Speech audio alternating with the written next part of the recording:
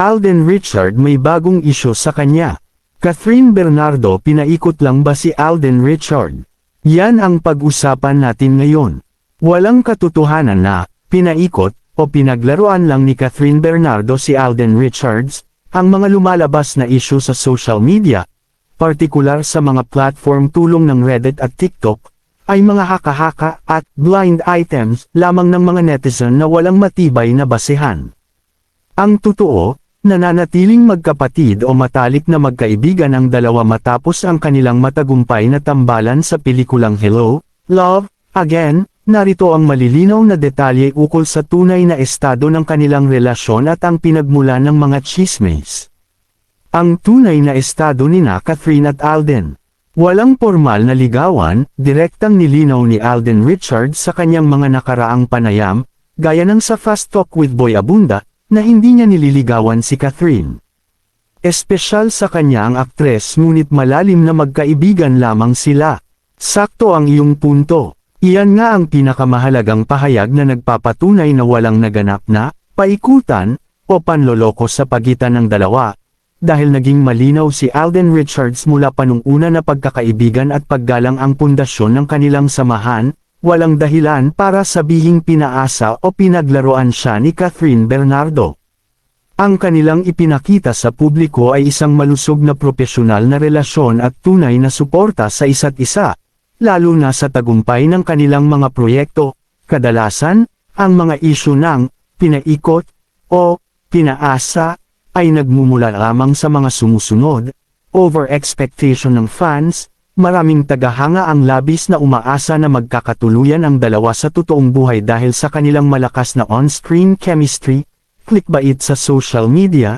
Ginagamit ng ilang vloggers at TikTok creators ang pangalan ni Catherine at Alden para kumuha ng views sa pamamagitan ng paggawa ng mga peking anggulo. Kumpirmadong single si Catherine, sa pinakahuling pahayag ni Catherine Bernardo sa ABS-CBN Ball, Facebook.com, mariin niyang sinabi na siya ay nananatiling single at masaya sa kanyang buhay.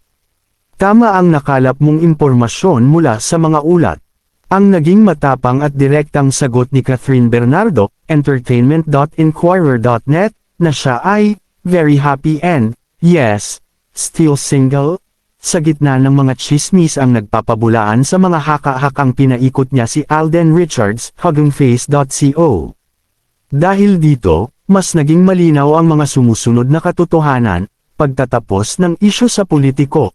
Ang pahayag na ito ni Catherine ay sagot din sa kumalat na usap-usapan na lihim di umano silang nagde-date ni Lucena City Mayor Mark Alcala, respeto sa isa't isa, dahil naging tapat si Catherine sa kanyang estadong single.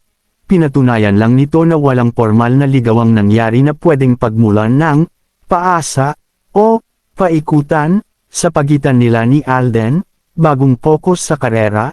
Sa kasalukuyan ngayong 2026, abala si Catherine sa kanyang bagong proyekto sa Netflix na pinamagatang Someone, Someday, Facebook.com, kasama sina James Reid at Maha Salvador. Bakit may isyong pinaikot si Alden? Chismis sa politiko, umugang ang mga balibalita dahil sa mga showbiz insiders, tulad ni OJ Diaz na nagbanggit na may mga ibang suitor si Catherine, kabilang ang chismis sa alkalde ng Lucena City na si Mayor Mark Alcala. Dahil dito, gumawa ng sariling kwento ang ilang fans na tila pinaasa o ginamit lang si Alden para pagtakpan ang ibang issue. Tumpak ang obserbasyon mo at iyan ang pinagmulan ng matinding ingay sa social media. Ang mga pasabog ni OJ Diaz, YouTube.com, tungkol kay Lucena City Mayor Mark Alcala ang naging mitya para gumawa ng sari-saring teorya ang mga netizen. Upang mas maunawaan ang konteksto, narito ang mga nagbago at naging takbo ng isyung ito. Ang pinagmulan ng chismis kay Mayor Mark Alcala. Mga unang pasabog, sinimulan ng talent manager na si OJ Diaz, ManilaTimes.net, sa kanyang showbiz vlog ang paglabas ng mga ulat na masugid na nanliligaw si Mayor Mark kay Catherine. Umabot pa sa mga chismis na nagpa-block out di umano sila ng isang buong restaurant para lang mag-date, mga patagang sightings, lalong naging resibo para sa mga fans ang magkakahiwalay ngunit magkakasabay na biyahe ng dalawa sa mall, airport, at maging ang pagpunta sa ibang bansa tulong ng Thailand nitong mga nakaraang buwan ngayong 2026. Bakit nadawit ang pangalan ni Alden? Fanfiction ng mga merits, dahil kasabay ng mga chismis kay Mayor Mark ang matinding kasikatan ng tambalang Catherine at Alden, maraming fans ang nag-isip na ginamit lang si Alden bilang front o panglihis sa tunay na buhay pag-ibig ng aktres, politikal na anggulo. May mga bumatikos din kay Mayor Mark na ginagamit lang si Catherine para sa politikal na interes lalo na't nalalapit na naman ang eleksyon, habang ang iba naman ay pinapuna ang kanyang oras para sa madalas na pakikipag-date sa halip na asikasuhin ang lungsod ng Lucena.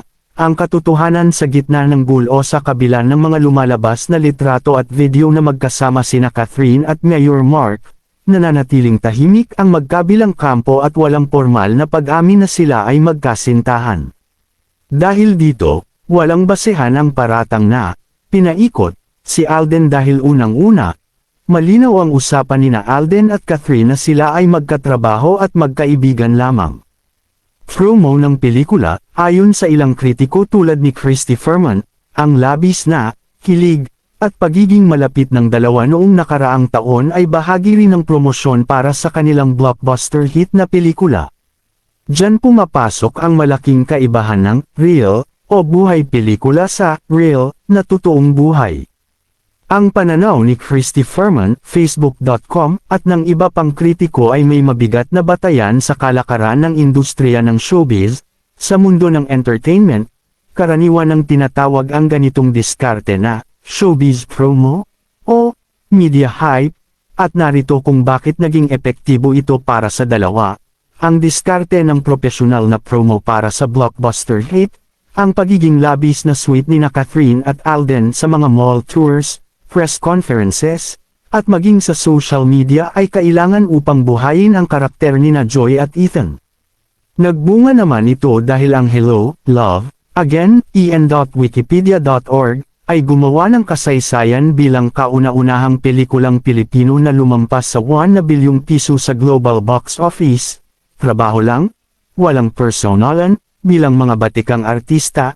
Alam ni Catherine at Alden kung paano ibigay sa mga tagahanga ang hilig na hinahanap ng publiko nang hindi dinadala ang emosyon sa likod ng kamera. Ang pananaw ng mga kritiko, gaya ni Christy Ferman, babala sa mga fans, madalas paalalahanan ni Christy Ferman ang publiko na huwag masyadong magpaapekto sa mga pa-sweet na eksena habang may pinopromote na proyekto. Ayon sa kanila, kapag natapos na ang takbo ng pelikula sa mga sinehan, natural lamang na bumalik ang mga artista sa kani-kanilang sariling buhay. Maingat si Catherine, ayon sa pinakahuling talakayan sa programa ni Christy Ferman, Facebook.com, ngayong 2026, inilalarawan si Catherine na napakaingat o 50-50th papagdating sa pagpasok sa bagong relasyon. Hindi siya nagmamadali dahil ayaw niyang magkamali muli pagkatapos ng kanyang nakaraang seryosong relasyon. Konklusyon, dahil napatunayang bahagi lamang ng epektibong marketing at promo ang kanilang hilig, nagpapatibay lamang ito na walang naganap na panloloko. Hindi pinaikot ni Catherine si Alden, bagkus, pareho silang nagtrabaho ng mahusay bilang magkatuwang sa negosyo at sining upang maging matagumpay ang kanilang proyekto.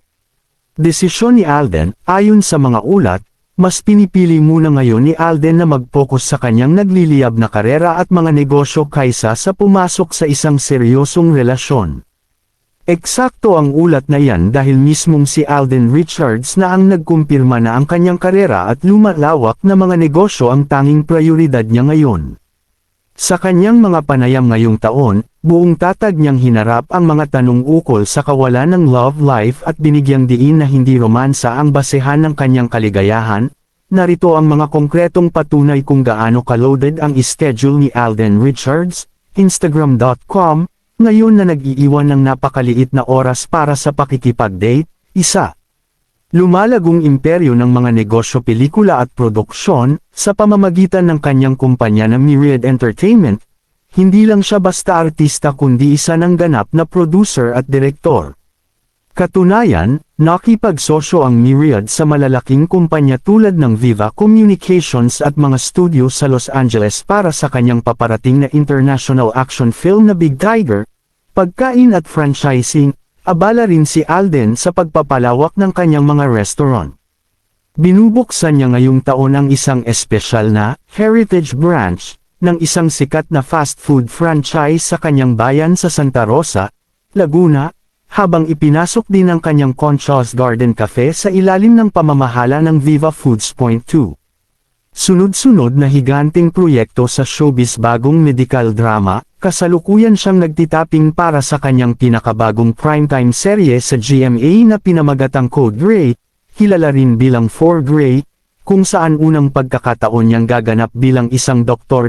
TV hosting at streaming. Nagbalik din siya bilang main host ng sikat na dance competition show na Stars on the Floor. Bukod pa rito, nangunguna sa viewership ang kanyang bagong serye sa View na Love, Siargao kasama si Nadine Lustre.3. Personal na paglago at pilot school bukod sa pagiging artista at negosyante, pinaglalaanan din ni Alden ng oras ang pag-aaral sa pilot school upang matupad ang kanyang pangarap na maging isang lisensyadong komersyal na piloto, isang bagay na nangangailangan ng matinding focus at disiplina sa oras, gaya ng naging pahayag niya, "I'm so done with that. I'd like to do more for the industry right now." Pinatutunayan lang nito na ang kanyang buhay ay puno at makabuluhan kahit wala siyang karelasyon.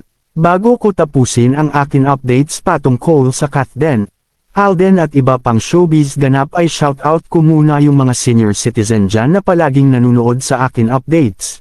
Maraming salamat po sa inyong lahat. For more updates please wag ninyo pong kalimutan i-share para ma-update kayo sa aking videos patungkol sa mga artistang gusto ninyo.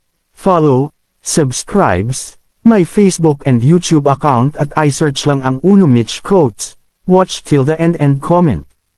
Maraming salamat po at God bless po sa ating lahat.